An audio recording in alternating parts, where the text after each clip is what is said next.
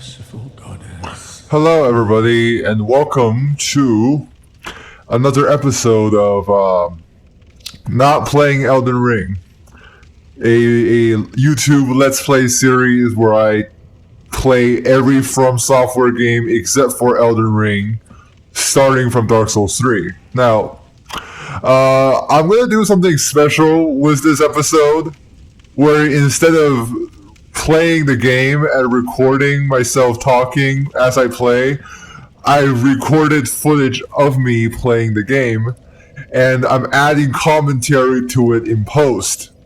And the reason why I'm doing this is because my microphone broke on the day I planned to record it, and I didn't realize it until I'm halfway through the recording session. So the audio was missing, like, from my microphone. So I only ended up recording the gameplay footage here. Now, as you can see, I'm in the what was it called? The Cathedral of the Deep, I think. Is this church type area with like zombies in robes, and they're shooting fire at you and stuff. And right now I'm going into that hallway over there, I think. I'm checking my stats. I forgot why I did that, but I checked my stats and going to this hallway, which has a giant in it. And you can see me trying to sort of run past him, because the fact that he hit that pillar over there made me think that he won't see me. So I'm over here picking up these items, and then he hit me really hard because he's a big giant. Right? And I went for this other item and got hit again. At this part, I died, and that's because I thought I had dodged out of the way of his hand. Because as you can see on the screen right there, it hit an area behind me instead of exactly where I was. So I thought I was in the clear, but when his hand came down, it created this sort of shockwave that still ended up hitting me anyway. So I died from that, but that's fine. You know, it's kind of a learning experience playing these Dark Souls games, where even if you die over and over again, as long as you learn a little bit more each time, it hasn't gone to waste, right? Dark Souls, I've heard people describe it as a game where you don't unlock more skills and level up your character. You unlock more skills in real life and train yourself and level up your own knowledge of the game as you play it. So instead of becoming stronger as an in-game character, you become stronger as a player in real life. And I think that's a very good way of describing how these games work. So here I am going to try again to grab these items, and I didn't pan my camera over fast enough, and ended up getting hit by the giant again. Now, I've ignored that item over there, or at least I wanted to, but now I'm going back because I thought, hey, maybe I could get it if I tried. But I've once again placed myself in a situation of just complete unnecessary risk, as you can see. This item here isn't even that good. It's a bunch of exploding bolts, which is not a rare item, I don't think. I'm pretty sure you can buy that at a merchant, but I've died a second time in this same area because I keep thinking, hey, I'll be able to get the items if I go for it.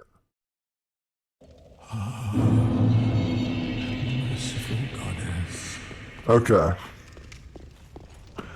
So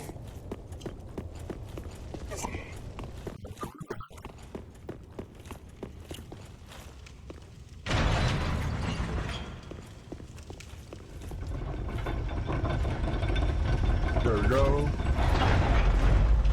I'm going back. And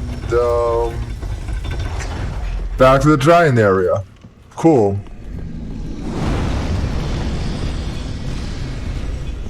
My souls are right there. That's not the exact spot I died in, but it's pretty convenient for me to grab. And this time, as you can see, I've kind of learned my lesson. I'm just running by the giant. I'm running past him. I'm not thinking about it. the enemies. I'm just trying to survive. I ran straight down that staircase, and then in this sort of like a church worship, like auditorium zone, I'm kind of flexing around. I think this is the part where I'm talking about how I'm glad that I don't lose my weapons in Dark Souls when I die, like I would in Minecraft. Like that was the point that I was thinking about while I was playing through this part of the level. Anyway, I'm seeing all of these messages in front of that chest, and I know kind of what that would imply because I've heard about mimics being in Dark Souls games. And it's at this point I've kind of remembered an exploit you can do with mimics, where you grab one of those undead hunter charms and you throw them at a mimic, and that opens the mimic's mouth. And I grab the item there. So I'm not sure how many people actually know about this, because I know that Dark Souls isn't a new game and people probably like explored a lot of secrets that exist within this environment of the game, but you know, that just felt like such a random thing that I don't know how like commonly known it is. Now, this area is kind of this weird like scaffolding zone, and I'm going through it. I'm looking for enemies, and I found one right over there. What I didn't know is that there are more of those guys all around me, and here comes another one, and the second one. I don't know what those guys were supposed to do in this area. I think they're supposed to go for you after you sort of entered that area on the floor below where I am right now, where they would drop down and ambush you. Either that, or you go grab the item and then they all leap up and try to ambush you. In fact, I think both scenarios are possible depending on which area you do first. Right? Because some of these enemies are kind of multi-purpose. Like, they can attack you in different ways. And as you can see here, this lady caught me off guard, and I kind of wasn't in the correct mindset to engage her aggressively. So I'm kind of on the defensive right away. And that's not a good thing to have in Dark Souls games. You kind of have to play aggressively, and you can't freak out, and you can't be a coward. Because if you are, you know, that could put you in a bad spot. And I died. Cool.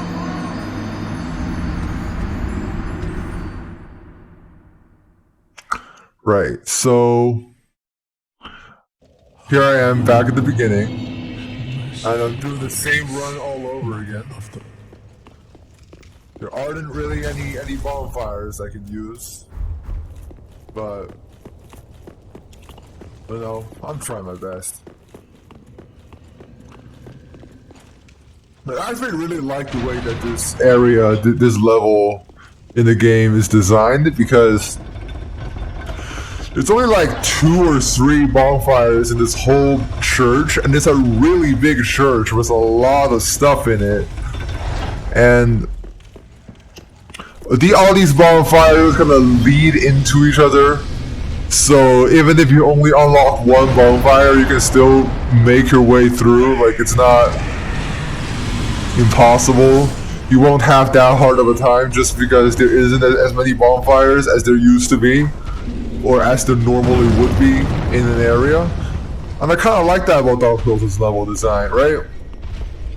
There's no stone unturned, there's no passageway wasted, everything has a purpose, everything leads somewhere else. Okay. So now, as you can see, I'm sort of engaging her offensively. I'm going in for the attack, I'm not just holding my shield, seeing what she would do. Because I've actually seen this kind of enemy before, so there's really no reason for me to observe her as long as I did that first time around. Now, By lunging over there, she's kind of giving me the opening that I need to rush in for the attack, and I appreciate it. Right, okay. There's that archer there. I think he shot at me while I was on the floor below, and now I can attack him. Right. The giant doesn't seem aggroed, which is pretty weird. I guess he only sees you if you drop to the lower stage. Here I am killing the other guy that I didn't see coming, but you know, I dealt with him still relatively well, if I do say so myself. The giant is like stepping and raging outside. That's kind of what he's doing. But I'm back at this spot killing the ambush guys. I thought this dude would come up and attack me, but he jumped down for some reason. I'll have to deal with him later, but that's a sacrifice I'm willing to make because he was at extremely low health by the time I was done with him anyway. And there I go, getting downstairs to take care of that one last straggler who dropped down.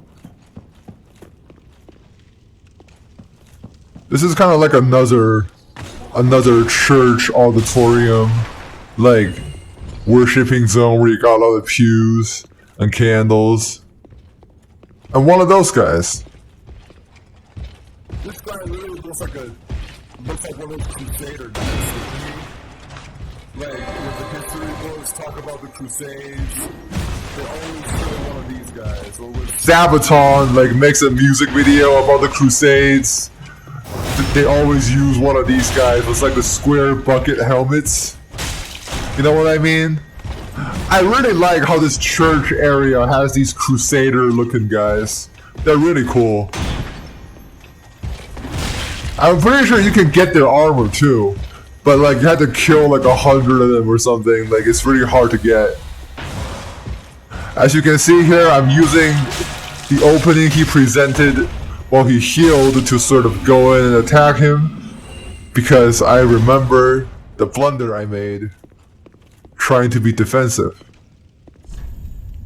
Now, I kind of got scared by that message there, as you can see, but I'm going in again because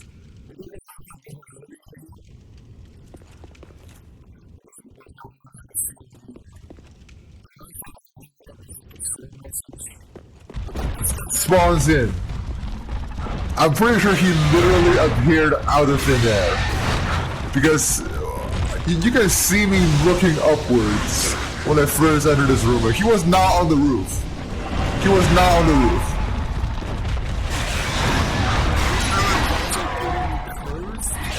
Like he's dealing curse damage, which is very bad in Dark Souls games, because if you get cursed, if that purple bar right there fills up, you will die instantly. Okay. He's unleashing some kind of blood attack, and I somehow managed to do this really cool combo move on him, where I sort of whip him in the head and then stab him in his face. I have no idea how I did that, but you know, it's not like I'm complaining. That was a really cool attack and it dealt a lot of damage. And here I am. And I think this is the zone where the giant is actually standing. Yeah, he's right over there. So I think this is where you're supposed to fight and kill the giant. But I've decided to ignore him for now because I don't know if I'm strong enough. Right? I'm only using the items that my character started with. And I'm not going to change my items. I'm not going to use any weapons other than the ones I have right now. So I'm kind of worried a little bit, but I think I'm justified in that. I think it's okay to be careful. I think it's okay to plan, but you can't be a coward. Like, you can avoid fights in a game like this, but once you actually get into a fight, you have to make sure you fully get into it, and you don't hold back, and you don't force yourself into defensive position. This guy is kind of what this guy's doing, right? He's kind of defending himself. He's not making any moves. I have a really So that's kind of one advantage she has over me. Maybe I'll make a second character just for like PvP or something, and I'll make her like a tank build for PvP, and I'll do PvP streams with her. Who knows? Anyway, it's at this point I've kind of realized there's a lever right here, and I pulled it, and I have no idea what that is or why that came up, but it did. And I just kind of went over and I took a look at it, and I kept going.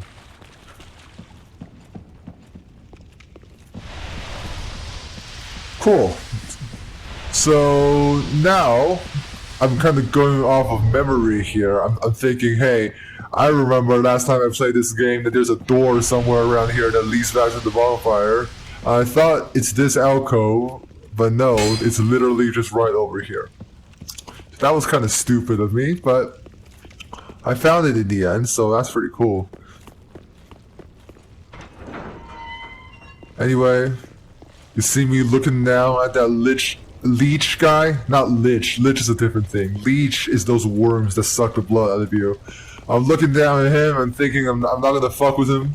I'm just gonna go right over here, and I'm gonna go back to the bonfire. Right. There I am. So now I've sort of unlocked this bonfire area, and I'm going back to Firelink Shrine.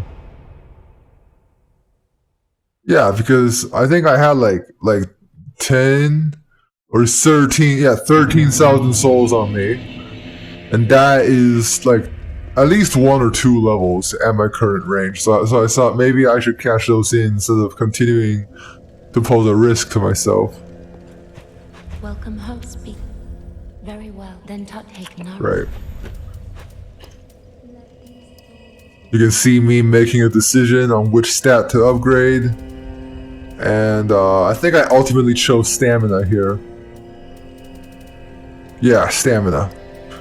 Or endurance, I guess. And off I go. I've kind of noticed that my Covenant icon turned dark. So I'm heading towards that sorcerer guy who looks like a turtle. But on my way there, I'm checking out like whether I can upgrade my shield. Because like I said, I'm not changing my items, so I gotta make sure that I upgrade the items I have to their maximum capacity. You know what I mean? I can't really afford to mess around in this situation.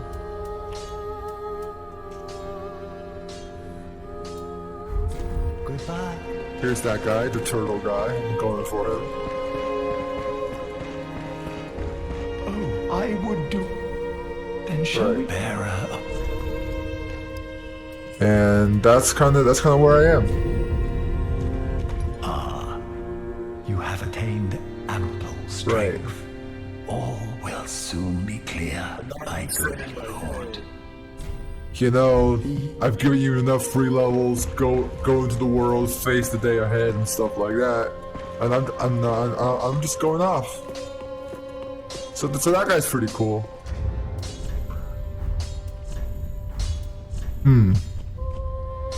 What am I doing here? Oh right, this is the book I got from the Mimic.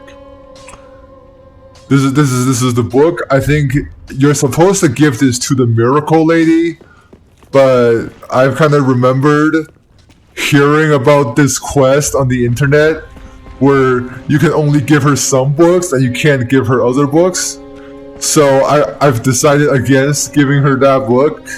Instead, I'm gonna go look it up as to which books I can actually give her. Right. I have no idea what I'm doing right now. Like, after the whole, yeah, I was just looking for the book. I was talking about it. Yeah.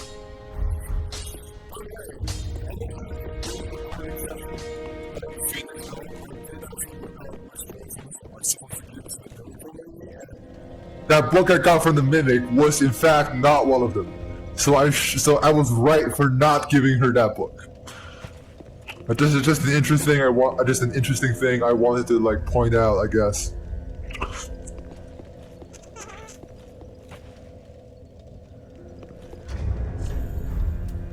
Alright, I'm checking my levels.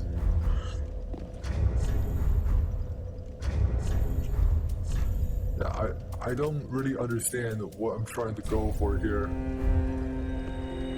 Oh, I think I'm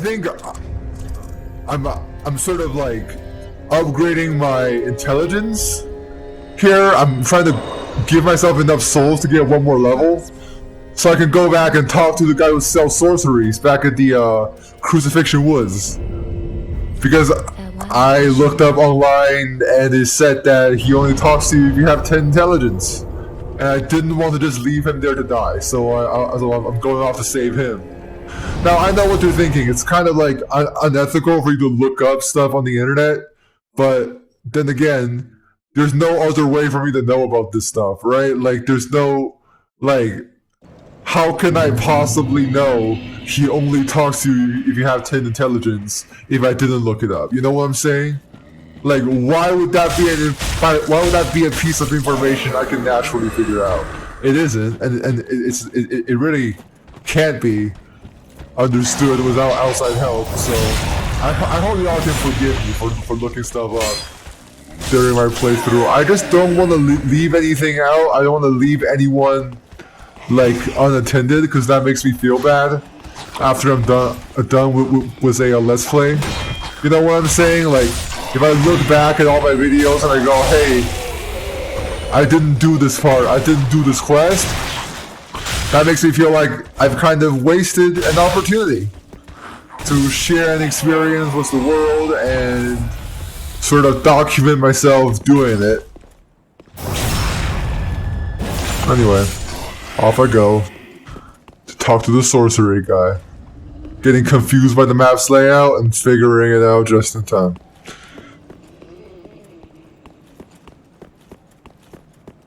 Right, yep, it's this guy. Well, well. There's something different about you, isn't there? Very well. Indeed, I am a sorcerer, with plenty to share. However, what champion demands service without recompense? Clearly, you're not that sort of woman, so you will make me a promise that in exchange for my teaching, you will bring me knowledge in the form of scrolls detailing sorcery's secrets. Well, can you assure me of this? Very well. You're no fool. I take it you understand the weight of a promise. I am Orbeck, of Vinheim, unkindled one. I shall teach you sorceries. We will learn together. It shall be like our very own school.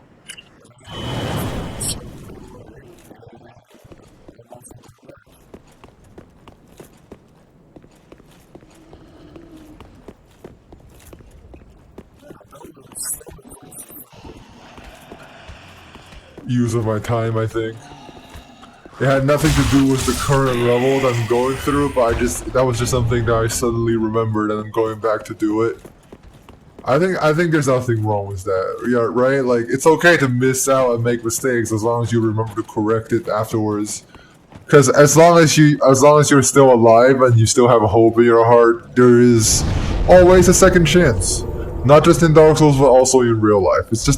It's always sort of valuable to remember that you don't have to race, you don't have to hurry, you don't have to worry about not doing something fast enough, because like, if you do everything as fast as possible, you'll just run out of things to do quicker than other people, and you'll just be bored when you're old, and that's not good. Anyway, as you can see, I've kind of discovered this hidden elevator that I missed on my first time coming through this area, and this brings me into a rabbit hole that's going to take up like 20% of this episode's runtime. Actually make that 50.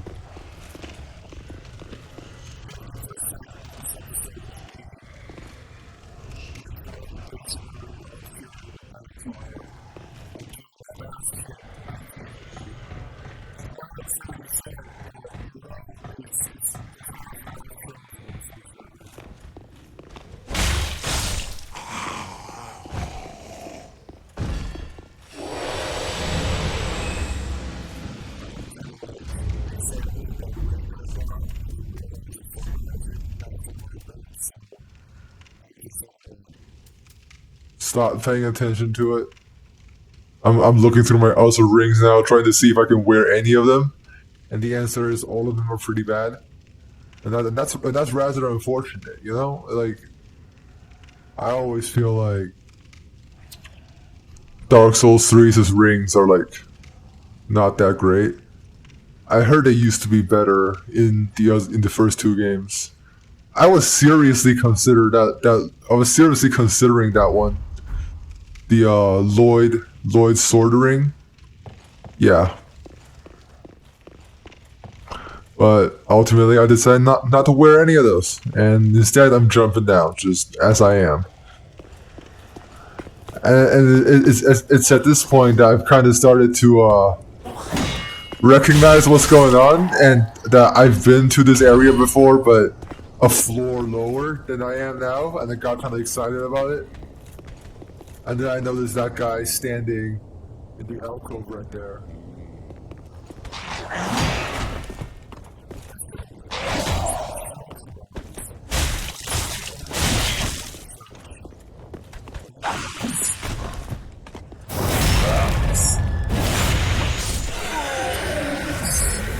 Like, that's either a big hammer or a big axe, and I don't know why they would give him that. Like, what kind of priest have you met? What kind of pastor have you met where they just bring a big, like, melee weapon to Sunday school? You know what I'm saying? Like, that doesn't... Under what circumstances did that happen?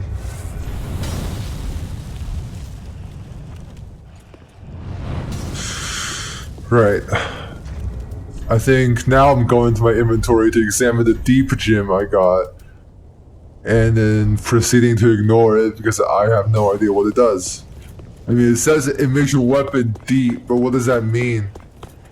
I think it makes your weapon do dark damage, but I think dark damage scales with like... I'm not doing a faith build, I'm doing a pure melee build with no magical stats or casting stats or anything like that.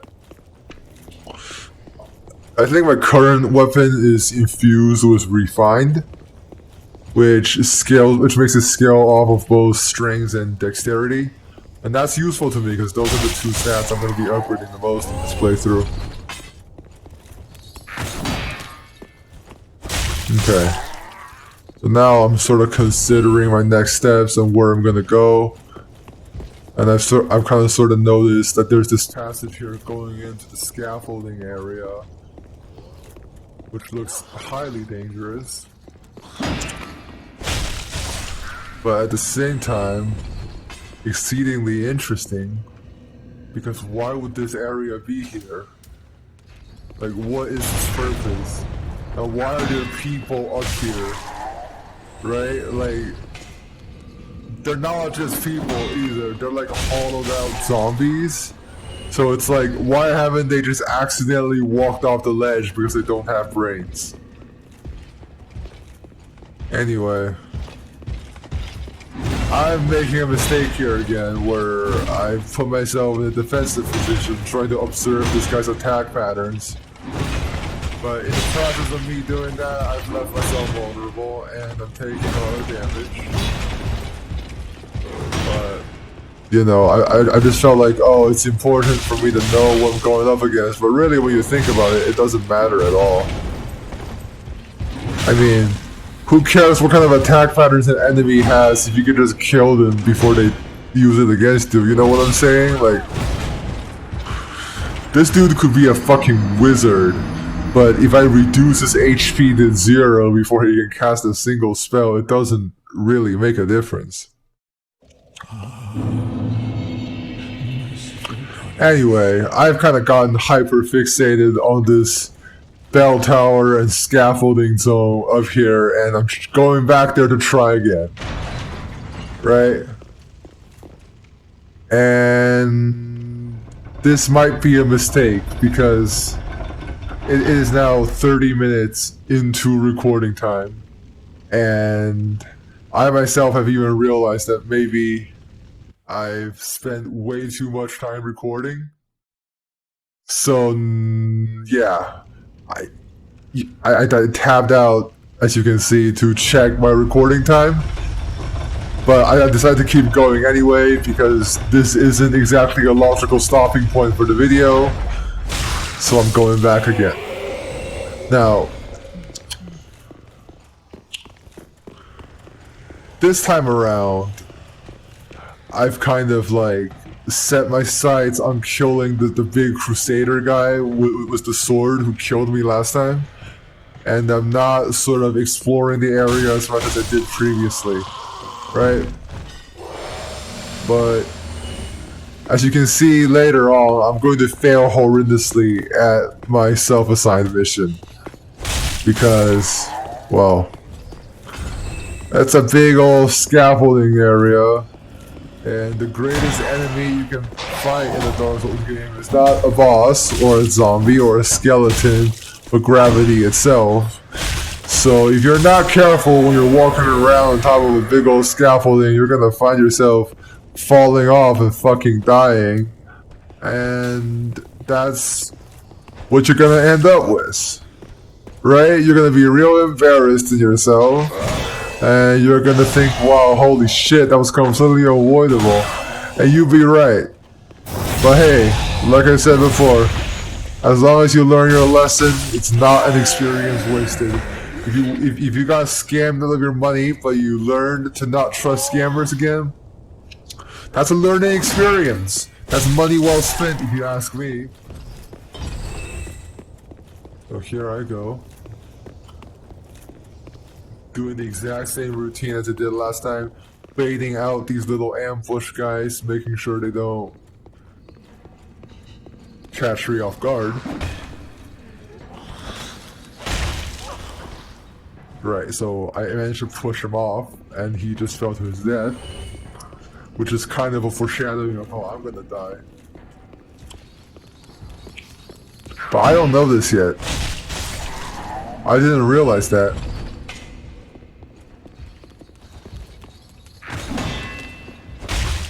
Okay. I'm kind of looking at this guy. I'm contemplating how I'm gonna approach him and how I can sort of attack him before he even gets a hit on me. And off I go. I'm actually really proud of my fighting in this next part. So just take a look here. I go in for the backstab, catch him off guard, and then while he's getting up, I just go in as aggressively as I can. And before he can even recover, I've managed to kill him. Right? That's kind of how I think every fight should have gone in Dark Souls. But unfortunately, you know, sometimes I forget that and I couldn't pull it off every time. Now I'm looking at these two other Crusader guys and I'm thinking, okay, I can probably bait them over to the big platform and I can probably, like, fight them on a more even ground that isn't a bunch of crisscrossing suspended bridges where you barely have any room to roll.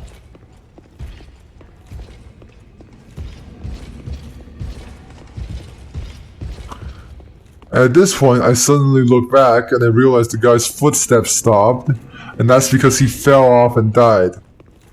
And I felt pretty happy about myself. I'm like, yeah, this is fucking cool. This is my time to shine, baby.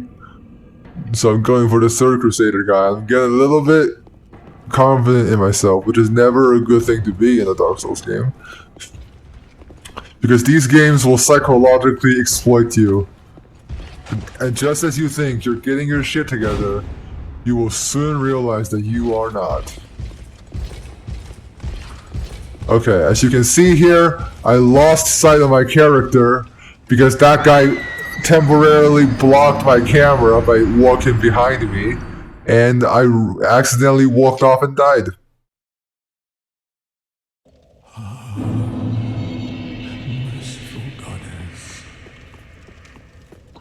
So this is, I think, the third try going up into that area.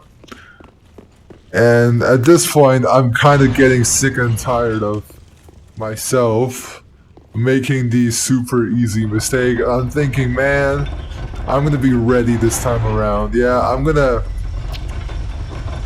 have a strategy prepared for all of those guys.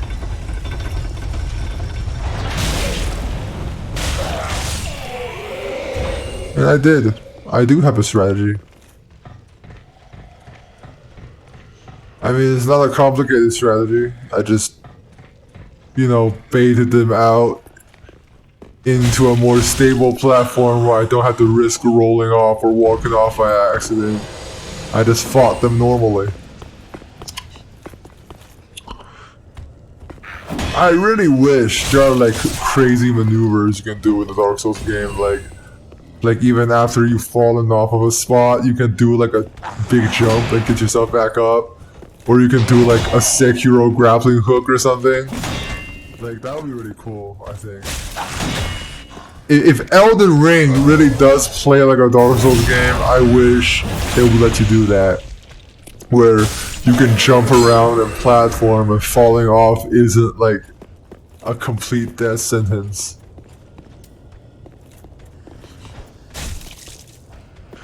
Now, as you can see there, I only wanted to aggro the halberd guy, but I've accidentally aggroed both of them. But I still made it out okay, and you know what? That's good enough for me.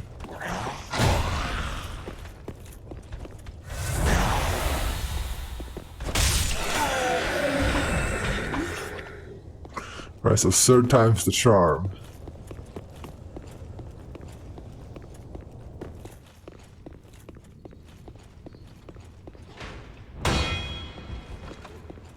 Is this the time where I do it?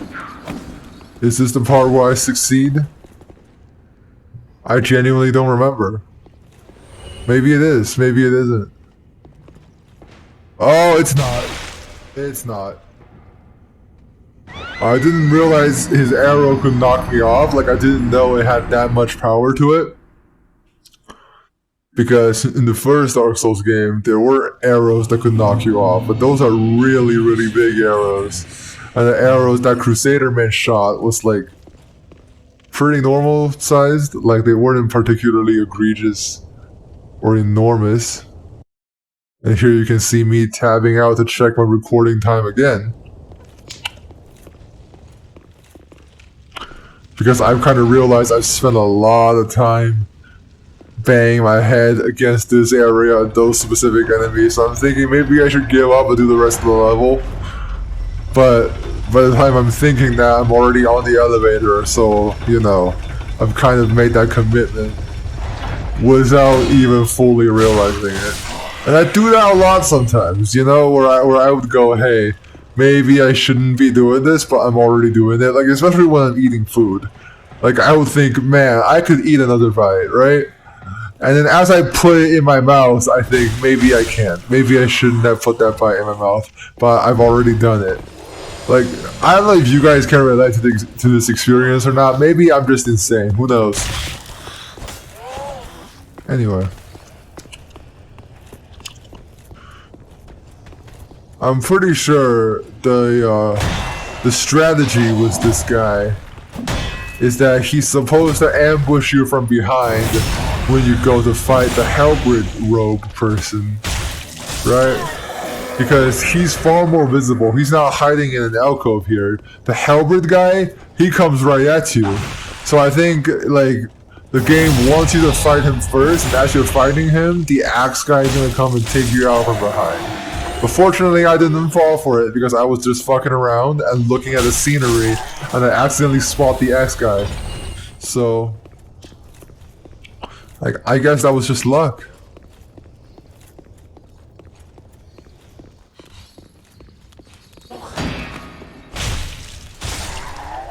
Right, so this time around, maybe this is the time I succeed. I really hope it is, because this is a really long video. Like, I didn't realize it when I was recording it, but this is a very, very long gameplay session. Most of it is me trying to do, like, the same shit and trying to fight through the same area and dying for very similar basic reasons.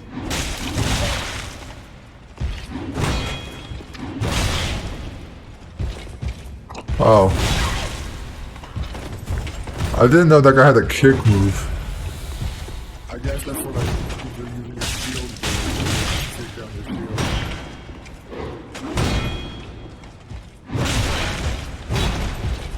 Honestly, like, I hope there are more games where enemies can use the same moves that you can. Like, if you have a kick, they have a kick. If you have like a jump, they have a jump, you know?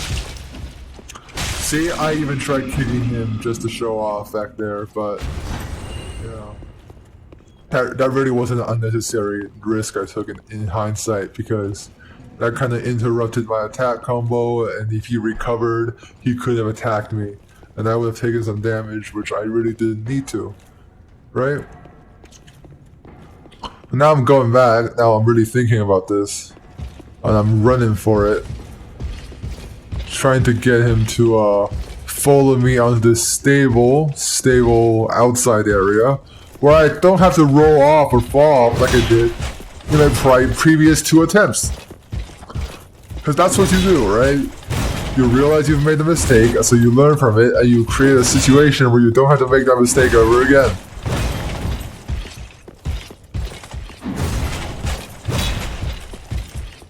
Boom.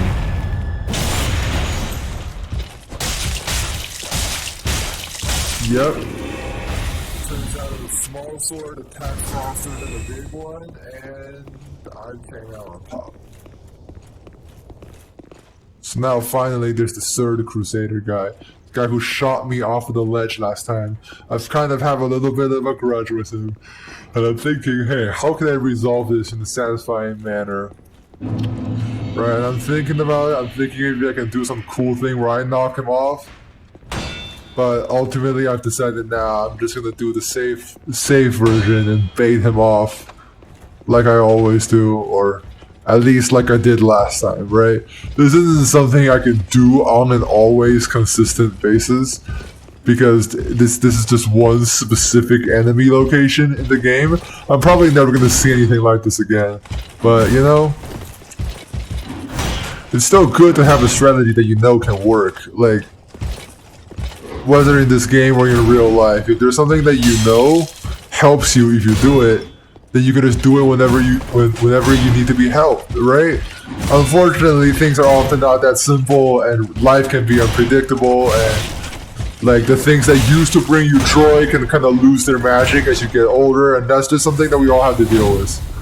But in any case, I'm kind of like figuring it out here. I'm getting the backstabs in. I'm realizing that his shield is sort of like a giant anti-hitbox, where even if he's not blocking, if you hit him on the shield, it's not going to do damage.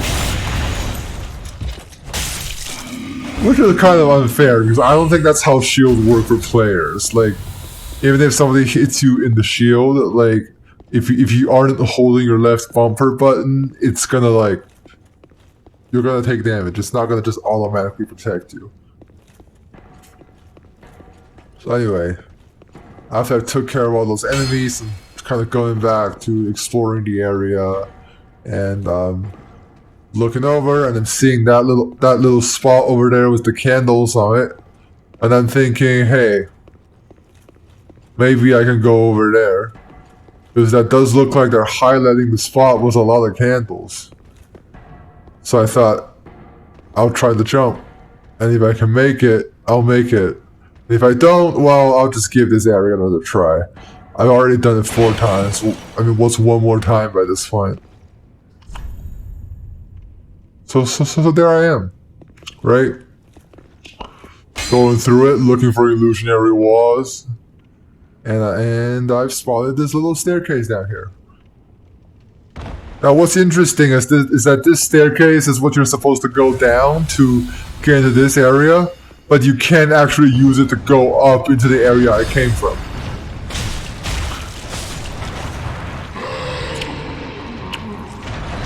Alright. And now there's all of these fucking, like, slug guys? I don't know what these are, but they look pretty gross, and there's like fucking 20 of them. I don't know what's going on here, or why there's...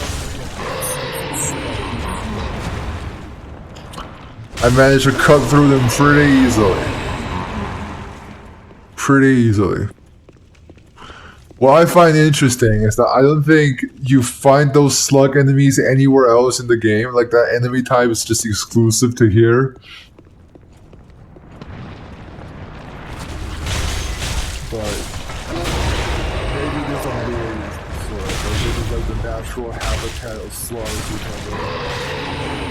In any case, I've kind of realized that even though these slug enemies are easy to kill, there are a lot of them. And that could be a problem, right?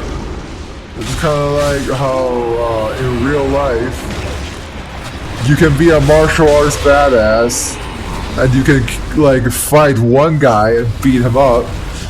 But if you had to fight like 20 guys, no matter how big of a badass you are, you will inevitably be killed. Because there's just so many of them that you can't focus your attention on fighting all of them at the same time. Right? I mean, look at how many slug corpses there are. This is fucking outrageous. And to this point I realized, oh, that dude put some leeches on me. So I took out my torch and I got rid of them.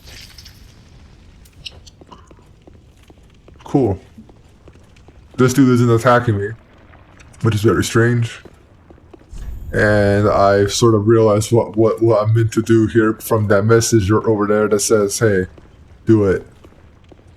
He's not gonna attack you, but you gotta do it first. And he gave me a red sign soapstone. And that's when I remembered I also have a white sign soapstone. Right? So I've decided to put those both soapstones to good use and put them on my hotbar right here. I don't really need this sign of like way of white circle because I think that only matters if you get banned or something.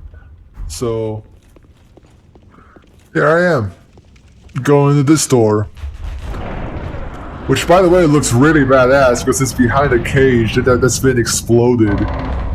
Like, how cool is that?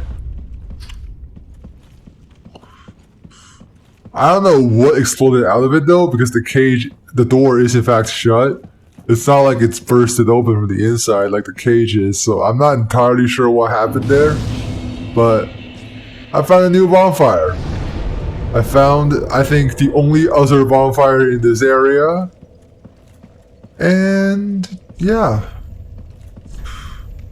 This is kind of where the video just ends. Like, right now I'm kind of walking around lollygagging, doing my ending spiel about liking and subscribing and sharing the video with your friend. And that's pretty much it. Right, that's pretty much all there is to it in this video. Again, I'm really sorry that I messed up the audio recording and there wasn't audio. I had to dub it over in this really awkward manner where I'm describing what I'm doing and like figuring it out myself because I don't remember. Yeah. Anyway, the video has pretty much stopped by this point, and like I said, thank you for watching. This won't ever happen again if I can help it, and I'll see you in part, I think, 10. Yeah, goodbye.